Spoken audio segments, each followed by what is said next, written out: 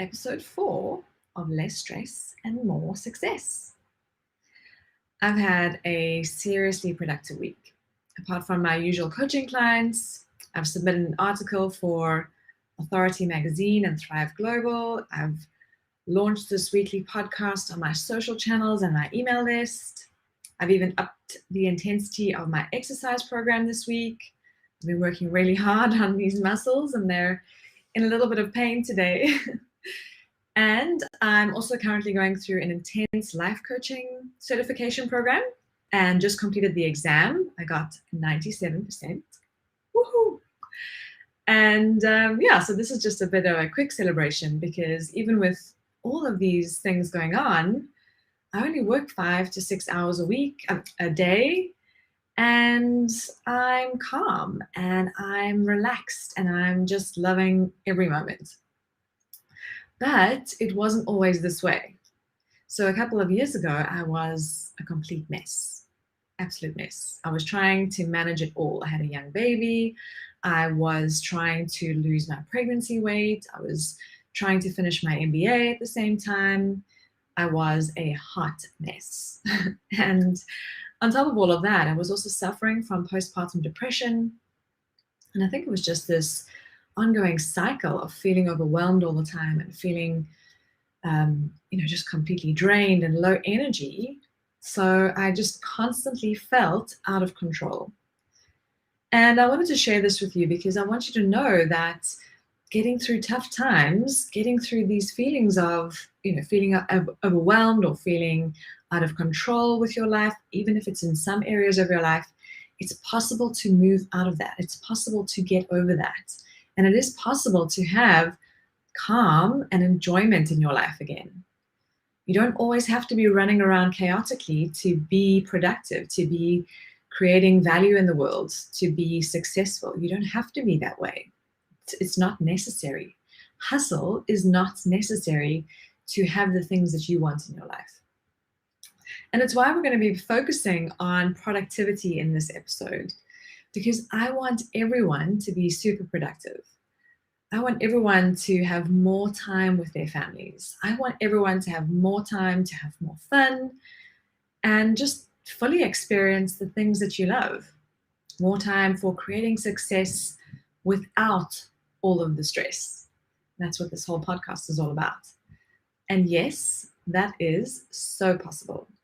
You don't need to be working crazy hours to be super productive. Let me just make sure that I'm correct thing here. Okay. Can you hear me? Can everybody hear me? I hope so. If you're watching, let me know if you can hear me. And sometimes I have some issues with my audio connections. So I think that might be fixed now. There we go. Okay, so what I was mentioning is that we don't need to work crazy hours to be super productive. We can just realize the value of time. I think it's the people who work less, actually, that they are more intentional with their hours and with their focus. They are the most productive people in the world. And it really starts with realizing the true value of time. I read somewhere a long time ago that started me on this journey to get super productive and to learn more about productivity, that time is our most valuable commodity. It's more valuable than money, even. We can always make more money, but we can never make more time. Once it's gone, it's gone. And that's just so true. So I treat my time with a lot of care and attention. I spend time to look after my time. It's kind of like spending money to make money or investing in yourself to grow. So I want to suggest that you consider doing the same with your time. Think about your time as your most valuable resource, like your money. How have you budgeted your time over the past month? How are you investing in yourself to get more from your time? Are you consulting a coach like you would a financial planner to help you manage your time? Are you treating your time with respect and deliberate consideration? Are you saying no to things that aren't meaningful to you? Or are you letting your weeks and months and even years go by without even remembering what you did or what you experienced or what you've achieved? Are you constantly feeling worried or stressed or overwhelmed about your time? Those are some of the things that you can start thinking about. What I'd also like you to consider is that the real meaning and purpose of productivity is not about being busy. I know for a lot of you listening, you're all super busy all of the time. But I want you to ask you and I want you to think about how much of that time is actually productive time. And what I mean is, how much of that time is used to produce something, to create something? Because that's what productivity is all about, producing or creating something. A great exercise to do here is at the end of each day to review your day and see how much of that time was spent in meetings, how much was spent on emails and phone calls, how much time was spent on creating value for your clients or the people that you serve, like your family. And with all of those actions, were you producing outcomes? Were you producing results? Were you creating something? Or was it just busy time? Can you even remember what you did? You'll also know that if you're productive as opposed to just busy, you'll know when you're busy with the way that you feel. If you're productive, you're actually quite calm and you feel in control and you feel like you've got things going on. When you're busy all the time, that's when you feel stressed and worried and overwhelmed because you're focusing on too many busy things.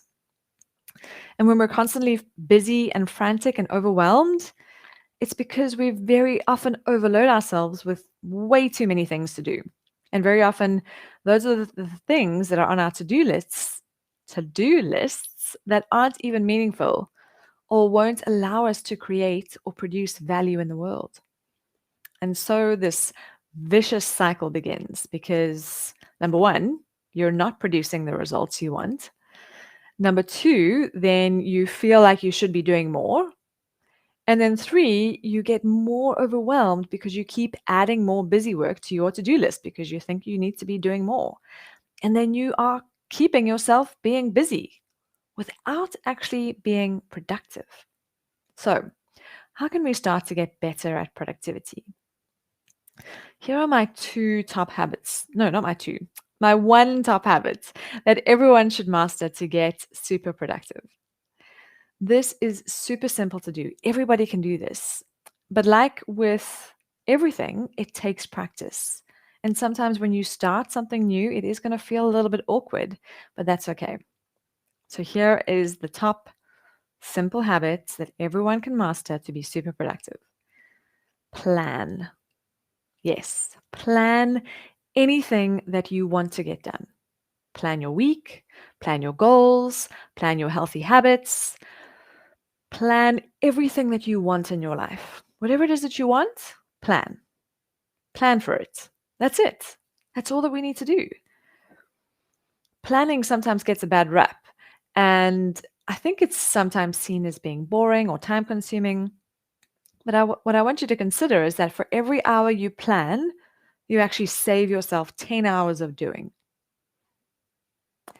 I'm not sure if this is steeped in research, but from my experience, it's made a huge difference to my life. And it's not just about the time that I save myself, it's also about how I feel during the week, how in control I am of my day. So it's a pretty impressive return on your investment. The reason why planning works so well is because our brains are made to be incredible processors of information. We can take in information and make sense of it quickly, even subtle information like body language, very, very subtle, small, intricate things. However, our brain is not made to be a storage device. It has very limited space and it requires lots of energy to retrieve information quickly. So if you're keeping your to-do list and your goals and your habits and your the things you need to buy and the presents that you need to get and what you're going to wear tomorrow and all of those things, if you're keeping that all in your brain, it's not going to be helpful and it will create this feeling of overwhelmed all of the time. And do you maybe sometimes suffer from forgetfulness? Because that's exactly the reason why. Our brain has a limit to how much it can store in its working memory before it starts to lose files, so to speak. So planning also requires you to make decisions with your prefrontal cortex. This is the part of the brain that's responsible for rational, proactive, and intentional thinking, as opposed to reactive and emotional thinking. Your prefrontal cortex is this part of the brain that you need to make brilliant decisions, especially about how you use your time, how you plan your goals, how you make time for your healthy goals or the things that you really want in your life. On the opposite part of our brain, your limbic system, in your brain, sometimes referred to as the emotional brain. There goes my printer. Can you hear it? Making a big noise in the middle of my live. So on the opposite side, your limbic system in the brain is sometimes referred to as the emotional brain or mammalian brain. And it's the part of your brain that responds in the moment to emotions. It's impulsive, and this is the part of our brain that reacts to distractions. It's the part of our brain that wants us to give into short-term pleasures instead of focusing on those long-term gains, those long-term goals that we have for our lives. So this is the reason for planning. We want to activate our prefrontal cortex when it's calm and deliberate to make decisions about our week ahead. So instead of trying to make decisions on the fly, when only your emotional brain can react during the day. Because if you were to ask your brain, your emotional brain, should I work on this really tough project that's a bit boring and a bit ambiguous? Your emotional brain is going to say, no way, let's scroll on social media instead. So you want to be you want to be planning with that rational part of your brain. Okay, so here are the basics on how to start planning your week ahead. First things first, schedule 1 hour in your calendar every week to plan the next week, the following week. I follow this process every Friday afternoon, but you can follow this on, a lot of people do it on a Sunday evening before their week starts, or the first thing on the Monday morning, first hour of the Monday morning. Make sure that you know when is the time that you are most likely to get it done. What is that time for you? You might need to do it on a Friday morning, not a Friday afternoon, if you know that Friday afternoons are your chill time. So do this and make sure that this planning is done, because this 1 hour is going to be the most important hour of your whole week. I promise you. Number 2, write down everything that you need to get done. Everything. Download your whole brain. Take everything out of the storage capacity and put it onto a piece of paper so that you can have a look at it. All of your reminders, the soccer practices, the birthday gifts, everything that you need to buy, and of course, all of your projects and ideas and to-dos that you need to get done. From there, when you have this piece of paper in front of you, I want you to look at it, because sometimes we store these things in our brain, and once we can see it visually on a piece of paper, it's so much easier to look at, and then we go, hang on, I really don't need to be doing that. I want you to delete all of the things that are not important, not in line with your goals, especially with goals that you have right now. You don't want to be overloading yourself with too much stuff. So just let those things go, delete them. If these things keep popping back in your brain, you can always add them back into the list, but you can also just choose to let them go. I'll chat about letting things go and how to choose what to let go in an upcoming podcast episode soon. Blah blah blah.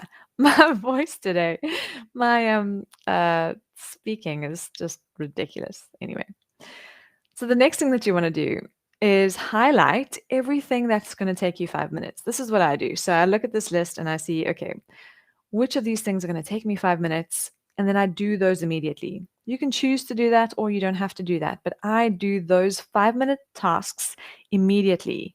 And what this does is it actually just gets me this energy back and motivation. Like, wow, I've got back control of my list. My list is shorter. I've actually ticked a few things off. And it gives your brain a bit of a dopamine boost, a quick reward quickly in that moment with getting some of this stuff out the way. And then your to-do list is a lot more manageable.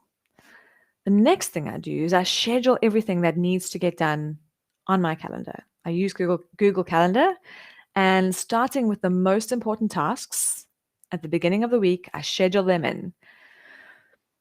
The most important tasks are actually my one-on-one time with my family, my exercise time, my self-care time, all of the things, all of the priorities, my top priorities in my life, those are the things that get scheduled first. Those are the most important things. And then I schedule everything else on my calendar, giving an exact time blocked allocations of when I will work on that task and exactly for how long.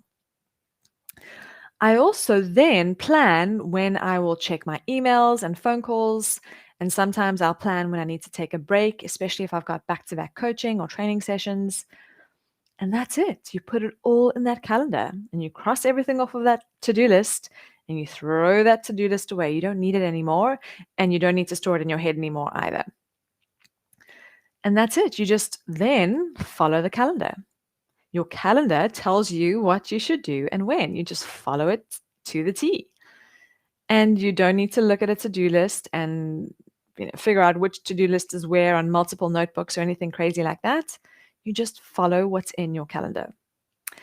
And you don't need to stress about it because it's all there all the time. A lot of my clients also experience unplanned events during their day. So for this, what I would recommend is that you plan for those unplanned events, plan for those exceptions. You may want to allocate 1 or 2 hours, just depending on how you work, 1 or 2 hours every day to work on those unplanned events, maybe 1 hour in the morning and 1 hour in the afternoon. Get creative and think about how this could work for you. And if you don't need it, that time that you've allocated, then it's a bonus, and then you get to work on something else and get ahead.